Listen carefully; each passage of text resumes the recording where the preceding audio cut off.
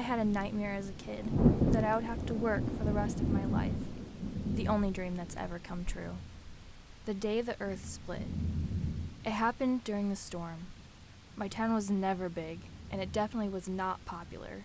In fact, I don't think it's even on any standard maps, which could explain why no one else knows about this.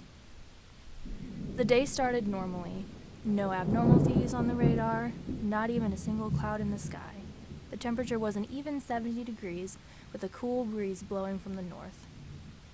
One thing was slightly off. The songbirds stopped singing. In fact, it was almost as if they'd disappeared altogether. You know something's wrong when there are no birds. They say animals have a sixth sense. We called it a reverse thunderstorm. At exactly 12 noon, the sky turned black. Not figuratively, literally. Pitch black. It stayed that way for about 30 seconds, while a high-pitched screeching sound resonated throughout the sky. All of my neighbors were out on their porches, although I could hardly see them because of the darkness. Just watching the event happen. It was surreal. I watched them point in awe, and I watched them cower. After the 30 seconds, the darkness subsided, and the screaming stopped. I saw my neighbor point in the direction of our local cornfield, and I watched as his children gathered around and pointed too. The crowd grew larger and larger. As I pushed my way to the front, I saw what they were pointing at. Bisecting the width of the field was a line of downed planes, massive passenger jets, and the noses buried in the ground, and the tails and wings sticking upwards, almost forming a giant fence.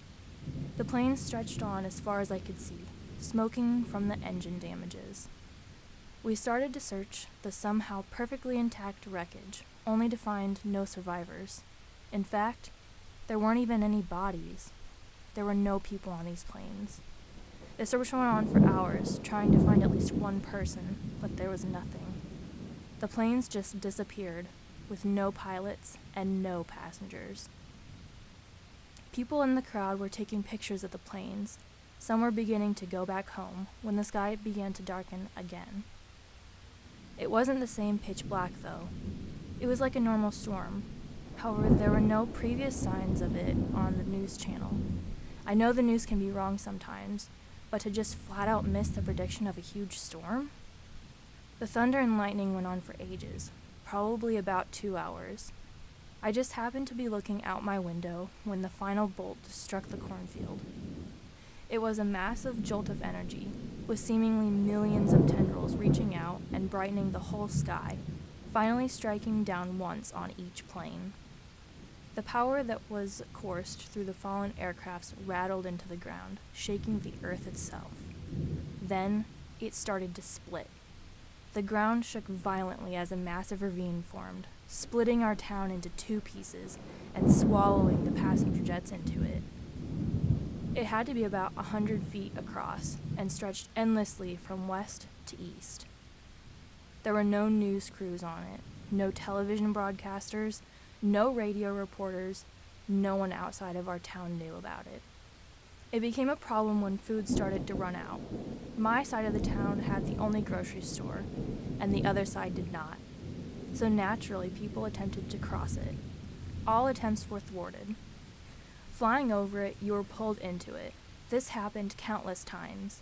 Every day, a new helicopter would try to cross it, only to be stuck in the ravine's intense gravitational pull.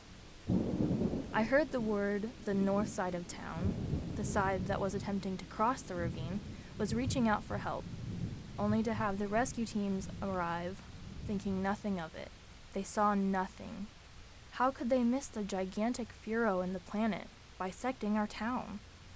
People attempted to go around it, but they could never find the end. It stretched on forever. People tried to build bridges, only to be sucked in along with their construction equipment. People even tried to leave, but to no avail. They would always end up back here. We are trapped. I decided to take a peek over the edge of the ravine to see how deep it was, but all I saw was the void of the black that stretched on forever. And then I saw the creatures. As I gazed into the darkness, I could feel the force increasing on me, telling me to fall in. And I saw them.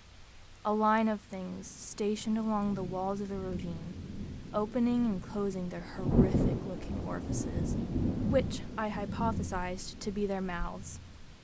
The mouths that were the cause of the gravitational pull, and we were their food.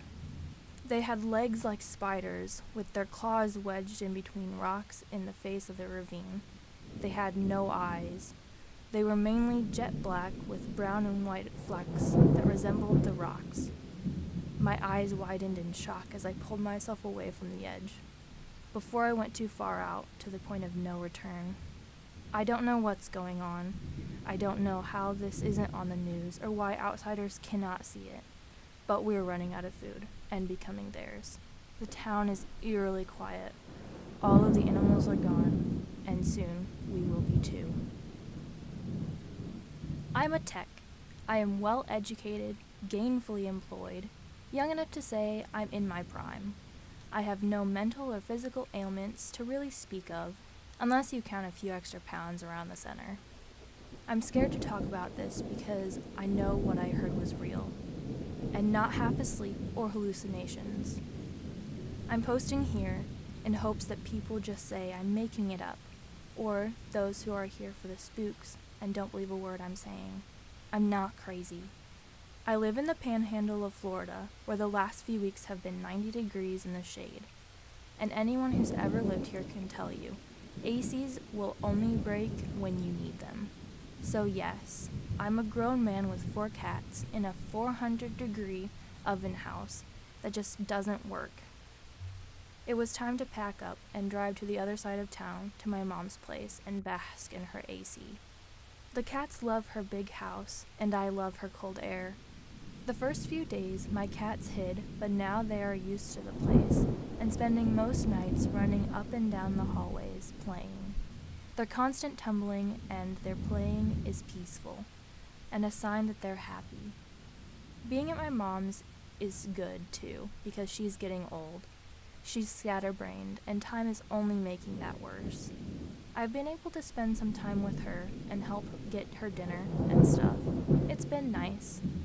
My mom loves the cats, and sometimes even neighborhood cats will show up, and she'll get up at all hours to give out food, on the back porch to the strays, which we can see through the glass sliding doors. I know this is a lot of background, but you have to understand my world. It was about 2 a.m., and I wake up. I walked from my room I'm staying in, through the living room, and to the bathroom.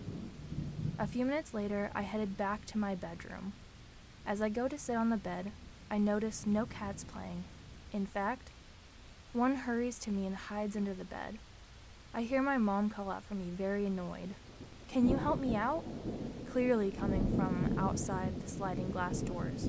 Once again, my mom is a mess, and this is not abnormal to lock herself out at all, especially if she went outside to feed a stray. Maybe a weekly occurrence. Irritated, I get back up and down the hall to the living room. As I leave my room in the opposite direction of the living room, I hear her snoring, laying in bed. She wasn't outside. She was asleep in her room. Then what called me? People are going to say I'm losing my mind, or I was half asleep, and it was my imagination. But I know it was real. Her voice called me from the outside. Something was on that back porch, and spoke my name in my mother's voice to lure me out. Something was calling for me.